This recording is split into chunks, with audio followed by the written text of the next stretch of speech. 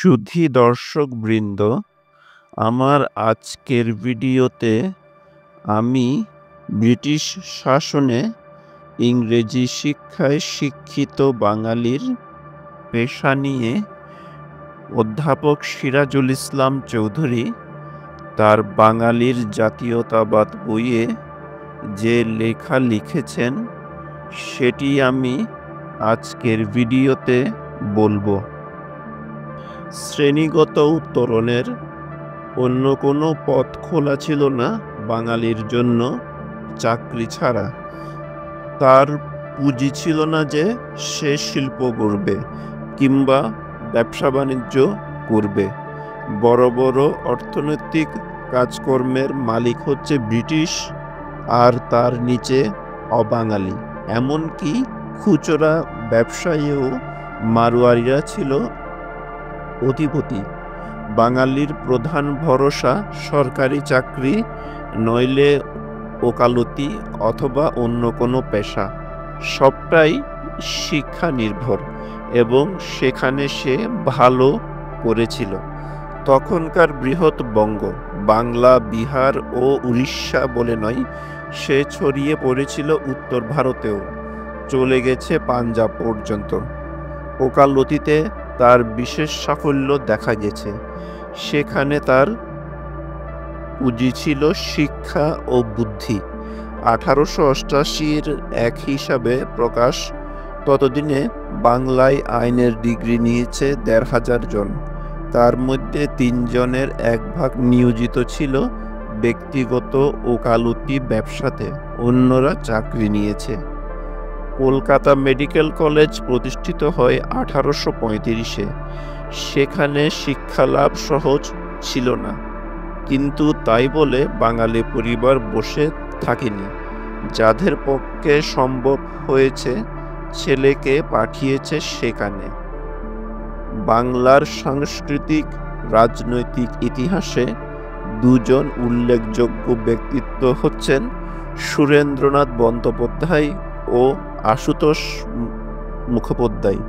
উভয়ের পিতা ছিলেন স্বনামধন্য চিকিৎসক, কিন্তু চিকিৎসা বা ওকালতি নয়, প্রধান আকর্ষণ ছিল চাকরি। সুরেন্দ্রনাথ আইসিএস হবার জন্যই বিলেত গিয়েছিলেন।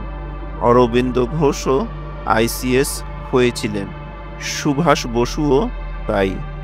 কলকাতা বিশ্ববিদ্যালয়ের সমাবর্তনে এক ইংরেজ অনেক আগেই, সেই 1877-এ মন্তব্য করেছিলেন, এখানকার শিক্ষিত মানুষের জীবনের লক্ষ্য একটাই, একটি চাকরি পাওয়া।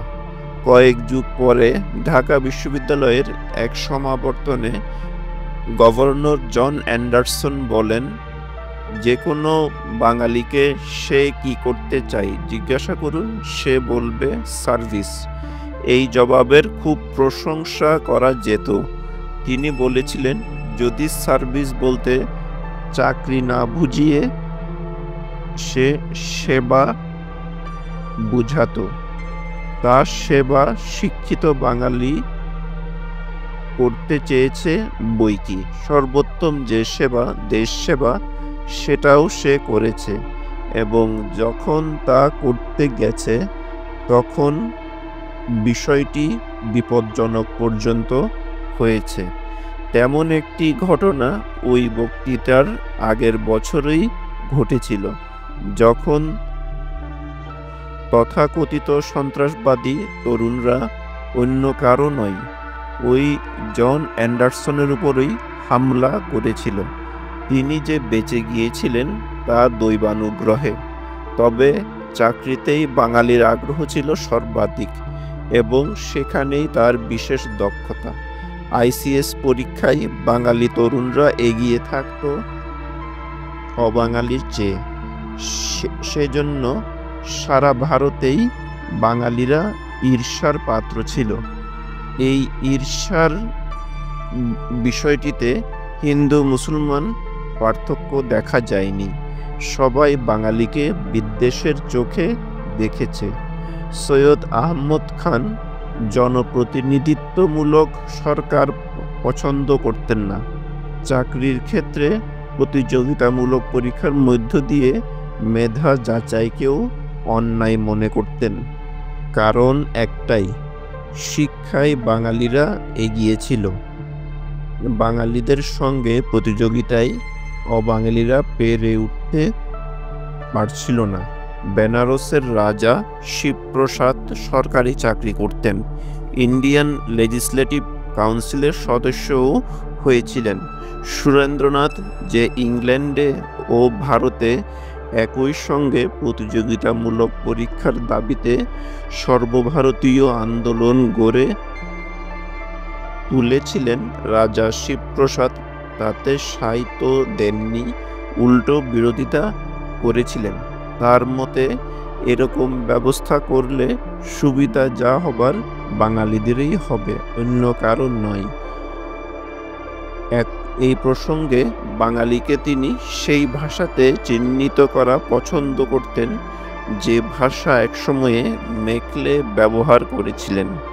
পাবলিক সার্ভিস কমিশনের কাছে সাক্ষ্য দেওয়ার সময় তিনি বলেছেন, বাঙালিরা হচ্ছে কাপুরুষ ও অলস, বাঙালিদের সকল কাজ হচ্ছে প্রতারণা, অতএব বাঙালিদের সঙ্গে পারা মুশকিল, প্রতারকের সঙ্গে কে পারে। চাকরির মধ্য দিয়ে নিজেকে সংগঠিত করার কাজটি কোম্পানির আগমনের সময় নয়, তার অনেক আগেই শুরু হয়ে গিয়েছে। বিশেষ করে ভূমি প্রশাসনে বাঙালি হিন্দু স্থান করে নিয়েছিল। মুঘল আমলে তারা স্ব-উৎসাহে ফার্সি শিখেছে, ভাষা শিক্ষায় দক্ষতা ছিল, কাজেই এখন তাদের ইংরেজি শিখতে কষ্ট হয়নি। স্যাডলার কমিশনের মনে হয়েছে এই শিক্ষিত শ্রেণীটির সমানায়তনের ও গুরুত্বের এবং কয়েক শতাব্দী ধরে প্রবাহিত অখণ্ড ঐতিহ্যসম্পন্ন এমন একটি শ্রেণী পৃথিবীতে অন্য কোথাও পাওয়া যাবে কিনা সন্দেহ। সুধী দর্শকবৃন্দ, আমার আজকের এই ভিডিওটি এখানেই সমাপ্ত হলো। যদি আমার ভিডিওটি আপনাদের ভালো লাগে তাহলে আমার ভিডিওটিতে লাইক এবং কমেন্ট করবেন এবং আমার চ্যানেলটিকে সাবস্ক্রাইব করবেন।